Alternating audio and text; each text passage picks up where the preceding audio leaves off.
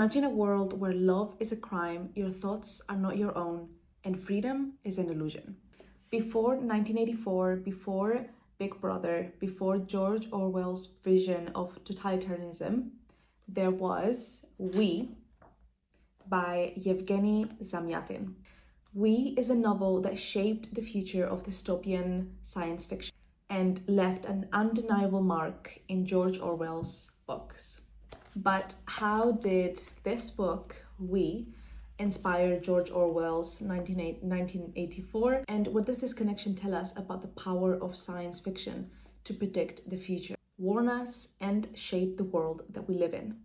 Published in 1924, We is a story about a regimented society known as the One State, where people live in glass buildings, their lives meticulously planned and controlled by an all-powerful ruler known as the benefactor. And in this world, there's some things that I found very interesting, such as individuality being considered like a disease, having emotions is considered dangerous, and citizens do not have names. They are known by numbers, and their every move is watched and recorded. Let me apply some lipstick. I have dry lips. This is Clarins, and it's got shea butter. That's better. There's a lot of parts of that I just described about We that probably sound very familiar if you have read George Orwell's 1984. I actually like this cover more, to be honest, so I'm going to show you this one instead of this. I've got these two. This one is kind of more, it's more recent. There's a picture of him there. But I really like this one. I got it from a charity shop in London. I love it so much. This is... And I love when you get secondhand books and there's like things written. This is collected essays, the deadline of the English murder, Why I Write. And it's from Norwood Technical College. And it's got notes all across the book. But basically, these things sound familiar because George Orwell did in fact get inspired by this book, We. Especially the part where Oceania, I think is pronounced, is omnipresent and all about surveillance, and it's very rigid control over the truth, which is a path that was paved by Zamyatin long before. In fact, Zamyatin wrote, a person is like a novel until the last page. You don't know how it will end. Otherwise, what's the point of the book? But in the One State, there is no last page, no unpredictable ending. The narrative is already written. Orwell took this notion to its extreme. A world where history itself is rewritten over and over again.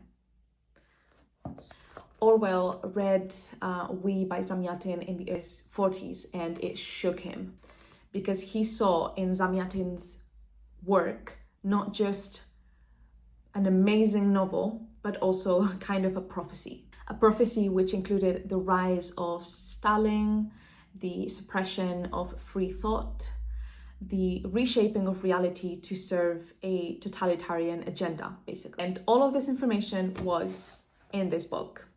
In fact, We was a book that was banned in the Soviet Union. However, its warnings were published across the world, and the warnings were spread across the world. And Orwell took those warnings and translated them into his masterpiece, 1984. In fact, I really like how Orwell doesn't deny this. He actually owns up to this, that he did get inspired by Zamyatin. And he does this in the quote that says, it wasn't just inspiration, it was a baton passed from one dystopian prophet to another. And I love this quote. I love it so much. So both of these novels, which I recommend reading both, to be honest, especially We, ask a very terrifying question, which is what happens when the government no longer wants to control your actions, but wants to control your thoughts. In We, this control is achieved by mathematical precision. Every action that each character has to do through the day is mathematically scheduled, calculated, whereas in 1984, this control is more insidious. Doublethink, Newspeak, Room 101.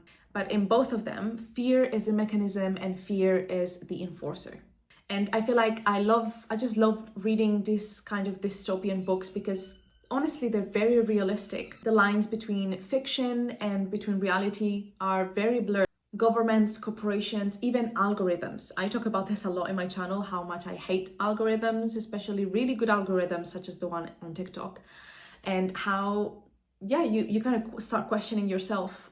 Are these my own thoughts? And who really defines what we believe is our truth? Zamyatin and Orwell both saw clearly the future, and now we're living just in the shadow of it, or in the shadow of their warnings.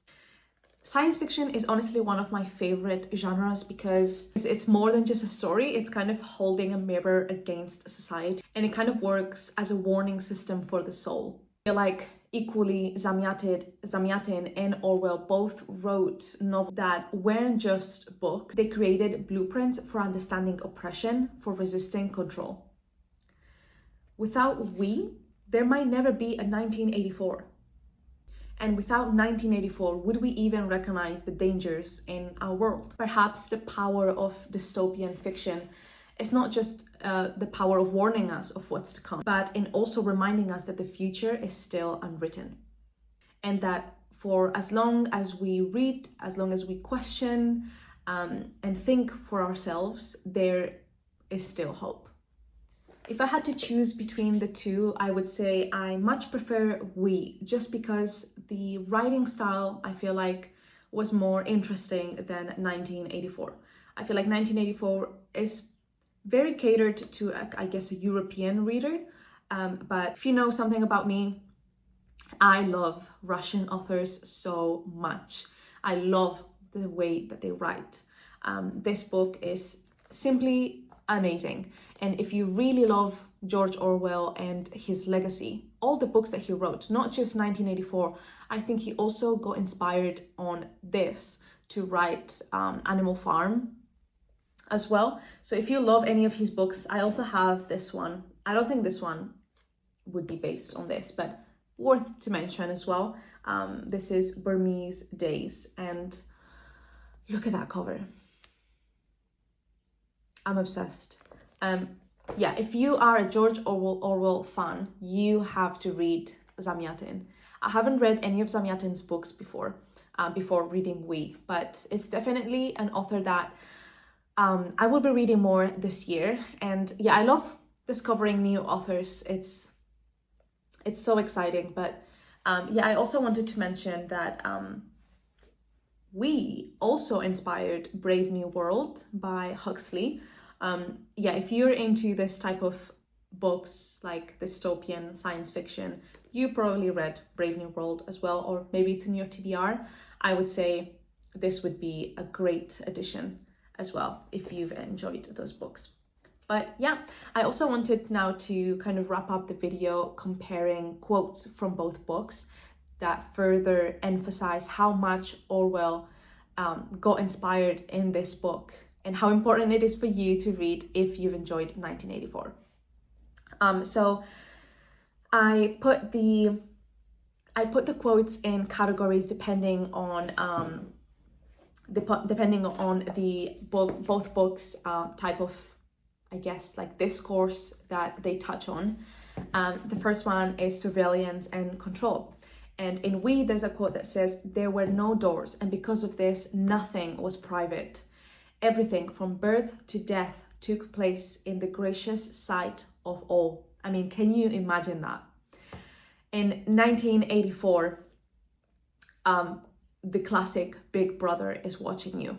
So I love this. Both books depict a world where privacy is basically eradicated, and every action that you take is under observation, which I feel like is something that we can definitely relate to nowadays.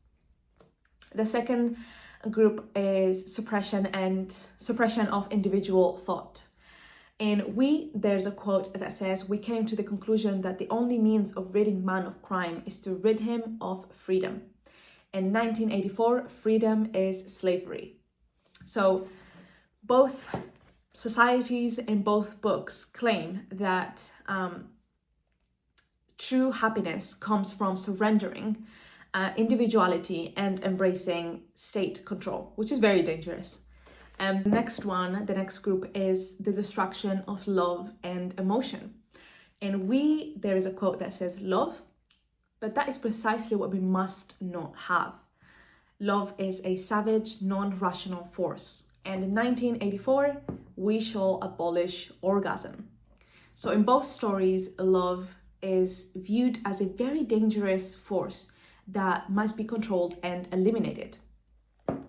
In the book love is something that the party in the government controls. They're controlled by giving you kind of tickets on who you're going to have relationships with. And in 1984, the party simply works to remove love completely. The final comparison is the loss of independent thought. And in we are cured of imagination. In 1984, orthodoxy means not thinking, not needing to think. Orthodoxy is unconsciousness. So both dystopian novels strive to eliminate independent thinking and reducing all citizens to obedient, thoughtless beings. I hope this video inspired you to pick up this book. If you've never read 1984, honestly start with We and then move to 1984 and you'll be able to see how he was inspired. And I just want to finish the video by saying, just because Orwell got inspired in Zamyatin, it does not undermine the amazing work that this man has done. I am a huge George Orwell fan, but I do think that it's very, very important to highlight where these ideas come from. It's kind of like when people don't know that Dune actually inspired most of the sci-fi books and movies that there's so many fans of, like Star Wars, for example, or Game of Thrones. So I always feel like we have to praise whoever's done it first, whoever has put these thoughts that I'm sure a lot of people had, but has put them into paper, especially because this book was banned in the Soviet Union.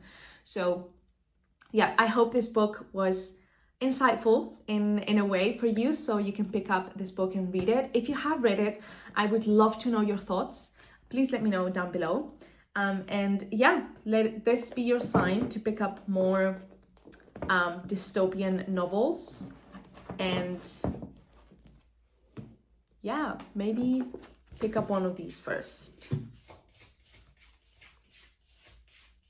I love used books so much. This is the end of the video. Thank you so much for watching, and I'll see you all next week. Bye. I feel like he's sick of me. But he smells so good. If you have a cat, comment down below, why do cats smell unreal? Oh.